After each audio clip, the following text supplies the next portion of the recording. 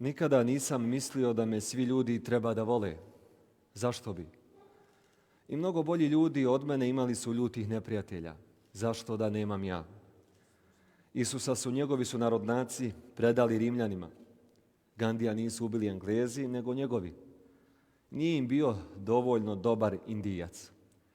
Rabina nije ubio Arap, nego njegov čovjek. Nije mu dovoljno bio Jevrej. Šta se tu može? Nad svima nama će jednoga dana izrasti zelena trava, ali ljudi o tome ne misle. Alija Izetbegović. Veličina čovjeka, ljudska, moralna, umna, intelektualna, vrlo lahko se ogleda u njegovom mišljenju o samom sebi. Ove riječi Alije Izetbegovića upravo potvrđuju da je bio veliki čovjek. Da je danas ovdje među nama, sigurno bi na ove riječi odmahnuo glavom, što je opet potvrda njegove veličine. Baš kao što je prema riječima još jednog velikana, rahmetli Nedžada Ibrišimovića na Bošnjačkom saboru, naredio da se sazida skinu njegove slike. Da to nisam vidio i čuo 1993. piše Nedžad Ibrišimović, ja ga sada ne bih rahat mogao zvati Alija, a još manje dragi Alija. Mada mi nikad nije ni palo na pamet da ga lično oslovljavam samo imenom. On je za mene uvijek bio moj predsjednik. Dame i gospodo, uvažene ekscelencije, dragi prijatelji, dobrodošli na promociju knjige Robije Alije Izetbegovića, prilog za biografiju, čiji su autori general Fikret Muslimović i profesor Mustafa Spahić, a izdavač fondacija Alija Izetbegović. Na samom početku svima vama čestitamo Dan državnosti Bosne i Hercegovine. Posebnu dobrodošlicu iskazujemo članovima porodice Izetbegović, autorima i promotorima, predstavnicima fondacije Alija Izetbegović, predstavnicima izvršne i zakonodavne vlasti, predstavnicima akademske zajednice te predstavnicima diplomatskog kora. Posebno se zahvaljujemo gradonačelnici Sarajeva Beljamini na podršci u realizaciji današnje promocije. O knjizi će, ali i o rahmetli predsjedniku govoriti Stjepan Mesić, bivši predsjednik Republike Hrvatske, Latinka Perović, historičarka i politologinja iz Srbije, Edhem Bičakčić, jedan od recenzenata knjige, Faris Danić, predsjednik upravnog odbora fondacije i profesor Mustafa Spahić. Gospodin Mesić trebao je danas da bude ovdje sa nama, no sticajem okolnosti, preciznije zbog slučaja koronavirusa u porodici, bio je primoran da otkaže današnje putovanje, tako da ćemo gledati njegovo video obraćanje, kao i gospođe Latinke Perović, koja je iz istih razloga bila primorana da otkaže putovanje u Bosnu i Hercegovinu. Sa nama je također trebao da bude i profesor dr. Admir Mulaosmanović, ali i on, nažalost, također zbog zdravstvenih problema nije u mogućnosti da prisustvuje. Knjiga Robije Alije Izetbegovića, prilog za biografiju, nastala je u okviru šireg istraživačkog projekta fondacije Alija Izetbegović pod nazivom Analiza sadržaja autorskih dijela, intervjua, govora i članaka Alije Izetbegovića. U radu na tom projektu ranije je objavljena knjiga Mislilac i državnik Alija Izetbegović, autora Fikreta Muslimovića i Selme Cikotića.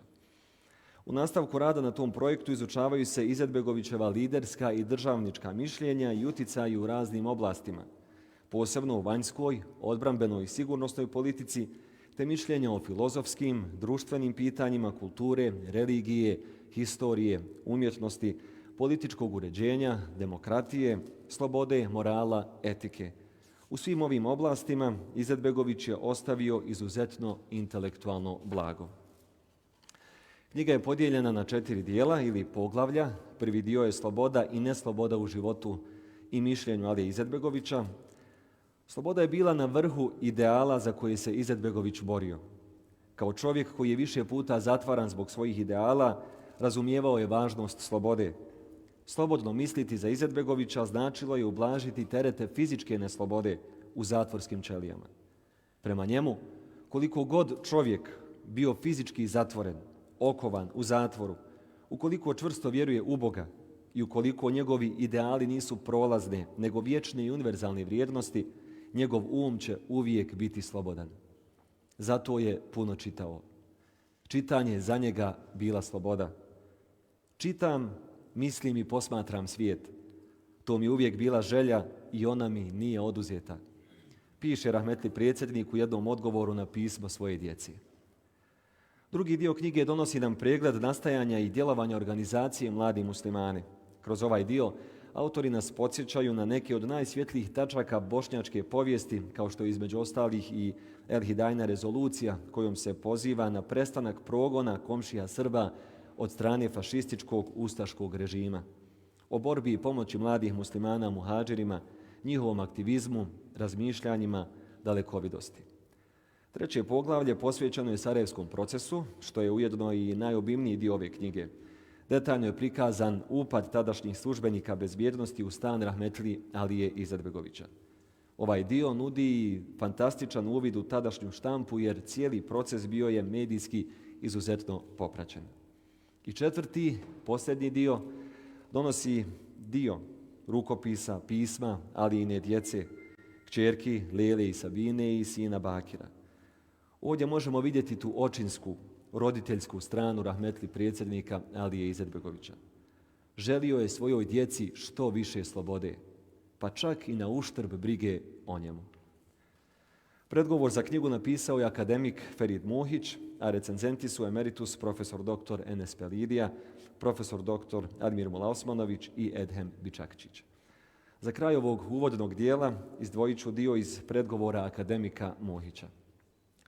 Za stvaranje suverene i nezavisne Bosne i Hercegovine ključnu ulogu i najveće zasluge imao je jedan čovjek, Alija Izetbegović. To ujedno znači da je u očima protivnika suverene i nezavisne Bosne i Hercegovine, dakle onih koji ne odustaju od planova da Bosnu i Hercegovinu ukinu kao državu, a njene teritorije priključe Srbiji i Hrvatskoj, glavni protivnik i najveća smetnja taj isti čovjek, Alija Izetbegović. Zbog toga se specijalni rat protiv suverene i samostalne Bosne i Hercegovine po najmarkantnijoj liniji fronta vodi i kao kampanja kompromitiranja Alije Izetbegovića, denunciranja njegove ličnosti i prikazivanja njegove političke vizije o slobodnoj i suverenoj Bosni i Hercegovini kao iluzije, koja je s jedne strane bila direktni uzrok agresije na državu, dok dalje zastupanje te iluzije predstavlja najveću opasnost od novog konflikta i nasilnog raspada Bosne i Hercegovine.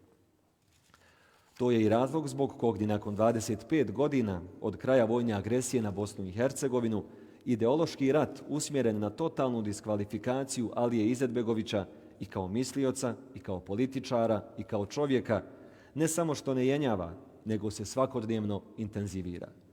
Ujedno, to je razlog zbog kojeg je prijeko potrebno rasvijetliti istinu o Aliji Izetbegoviću i događajima u Bosni i Hercegovini. Dame i gospodo, dragi prijatelji, u nastavku ćemo poslušati i pogledati video obraćanje doktorice Latinke Perović, historičarke i politologinje iz Srbije, velikog prijatelja naše zemlje, ali i velikog borca za slobodu.